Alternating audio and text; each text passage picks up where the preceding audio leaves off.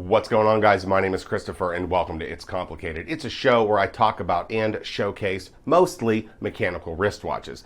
Today, I'm going to be talking about the question, are watches a good investment? Here we go.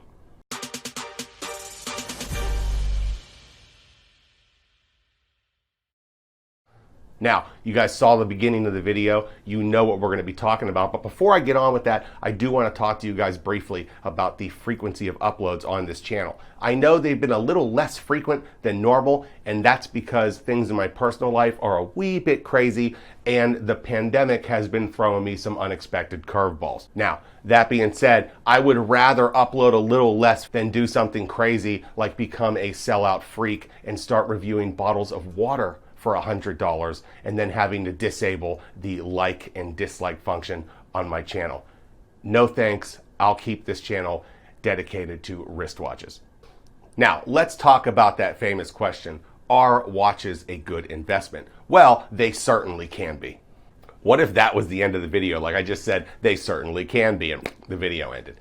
Anyways, let's talk about the first Rolex I ever bought, the Datejust 16233. I paid a fair price for it, and part of the reason I did pay a fair price for it is I did my homework, but we're going to talk about that in a minute. Now, I bought that watch, I got to rock it for a little over 3 years, turned around, sold it, made a little bit of money. Only 150 bucks, but I made the money. Didn't have to get it serviced, didn't really have to worry about it, got to enjoy the watch, turned around, made a little bit of cash. Now, this Datejust I bought is a little different. I knew buying the watch that I was getting a deal. The guy wanted $3,000 plus sales tax. Not bad. I think that turned it into about $3,180.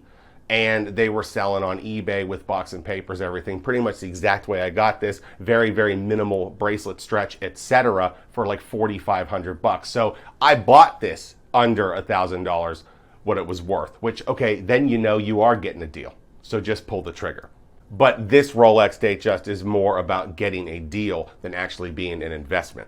But even that Seiko Captain Willard I picked up, that watch is vintage. I picked that up for a very, very fair price.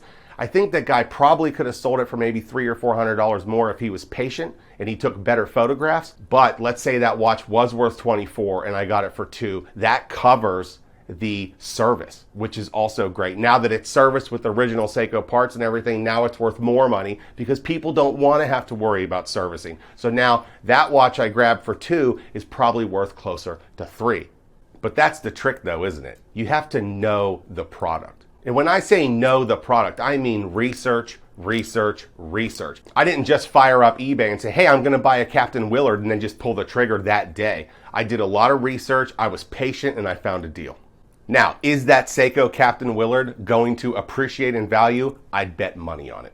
Let's talk about that Rolex Submariner date I have sitting back there, okay? I didn't just decide I wanted to get a Rolex Submariner date, fire up eBay and pull the trigger. I did an extensive amount of research on that product. I knew I wanted to get a Rolex Submariner date and I started doing the homework. The more homework I did on it, the more research I did, I found out that that watch seemed to have some collectability. That's the transitional 16610 or the late model 16610, and it's got the Rehot engraving. It doesn't have any holes on the case, came with box and papers, and I felt that that version was very collectible. Boom, pulled the trigger, grabbed it for 6,200 bucks, and now that watch is worth over $8,500. I have stocks that haven't appreciated that much.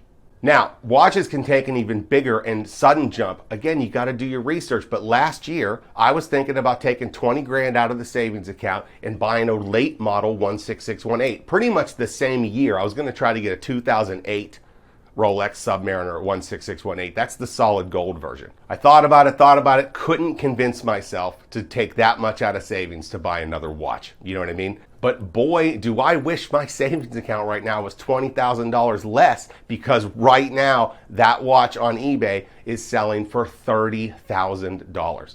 But again, just like Jake and I discussed, you have to know the product. Buy what you know. So if you want to buy a Rolex, don't just go buy one because it says Rolex on it. Make sure to do your research, find out about the movement, find out how long that reference number was made. So if you're looking to get a 16233, find out how long did they make the 16233. Then find out how many different versions, what twists did they add to that 16233 before you pull the trigger on it, and then you're going to get a better deal. Usually before I buy something, I do the homework on it, find out what it's worth, what it sells for. And when you're going on eBay, you can go to sold and find out what things actually sell for, not just what the asking price is. I mean, I've made money on video games. I think I grabbed Mega Man X3 for like 90 bucks, turned around and sold it for 200 bucks a couple years later. Usually, when something is collectible, it stays collectible. That's why I have the version of that Submariner I have. Just like I mentioned, that watch is highly collectible because they only made them that way for like 2.5 years, and that's it. That watch will continue to increase in value. The Captain Willard is likely to increase in value. Like I mentioned, I bet money on it. This watch is going to increase in value. So those 3 watches might do better than my entire stock portfolio over the next 3 years, especially the way the stock market is now. And last but not least, if you're going to buy a watch because you suspect it's going to increase in value, don't finance it. Make sure that you got the money to cover it. If you have to finance it, if you really think, hey, I'm getting the greatest deal ever and I'm not ready to pull $6,000 out, but I'm getting a $15,000 watch for $6,000, go ahead, call the credit card company and say, hey, could you give me 0% for a couple months? And then in a couple months, you should have it covered. For example, if I bought this watch and didn't just buy it in cash, yeah, I was paying $1,000 less than it's worth, but if I financed it and ended up paying an extra 500 bucks, it's just not that good of a deal. You can't turn around later and tell your friends, hey, I picked up this Rolex for $3,000 plus tax and it's selling for 45. Full box, full papers, etc. You can't flex that because you financed it. But again, if you're going to buy a watch as some sort of investment, then just make sure you do your homework. Really, if you're just going to buy a watch in general, make sure you do your homework. That way, you're not going to get ripped off. And that wraps it up for another episode of It's Complicated. Don't forget to hit that subscribe button, click the like button for me, and I'll see you next time on another episode of It's Complicated.